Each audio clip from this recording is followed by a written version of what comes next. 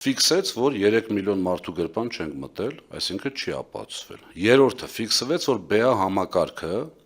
խափանվել է եւ ոչ մեկ չի կարող ասել դա չի վերականգնվելու։ Ընդ որում խոսվում էր մոտավորապես 70 միլիարդ այսպես փոշիացնելու մասին, չէ՞, այդ համակարգի վրա այդքան գումար է դրվել եւ եթե այդ համակարգը չի աշխատում, նշանակում է փոշիացվել է եւ այլն։ Հիմա արդյոք այդ մարդիկ պատրաստ են ներողություն խնդրել Սամվել Կարապետյանից, տղամարդավարի, չէ՞, որ տղամարդը սխալվում է, ենթադրվում է պետք է ներողություն խնդրել կարողանա։ Իմ խնդրանքը ձեզ լրագրողներ, խնդրում եմ ուղղակի հարցնեք, տղամարդավարի պատրաստ եք ներողություն խնդրել Սամվել Կարապետյանից։ Ձեր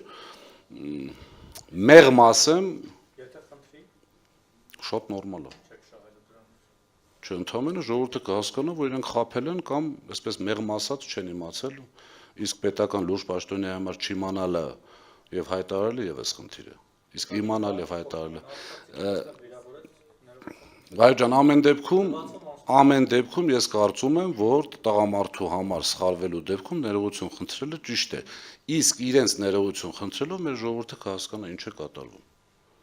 Քանի որ այդպիսի բան տեղի չի ունեցել։ Ընդհանուր առմամբ ես գնահատում եմ հետի հետ կապված իրավիճակը փոքրիկ խմբակի կողմից պարտված, կոնկրետ այս դեպքում իրենք պարտվել են ու պարտվել են 100%-ով, որովհետև մենք բացի օրինակները բերելուց, բացի այսքան ժամանակ հիմնավորելուց, ապացուցելուց, բոլոր իրենց այսպես բերված թեմաները շակերտների մեջ ջախջախելուց, կոտրելուց, նաև դատարանը ֆիքսեց այս ամեն ինչը եւ կարծում եմ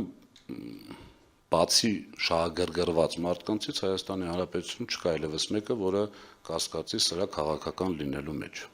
Հիմա պատրաստ ենք պատասխանել ձեր հարցերին։